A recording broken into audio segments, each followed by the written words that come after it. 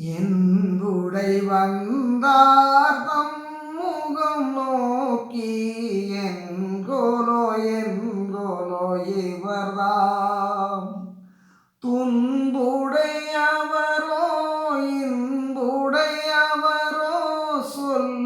சொல்லுவதென்னையோ என்றே வன்புடை மனது கலங்கி அங்கவரை வாயனல் மறந்தனன் எந்தாய் அன்புடை அவரை கண்டபோதெல்லாம் என்குனோ என்றயர்ந்தேனே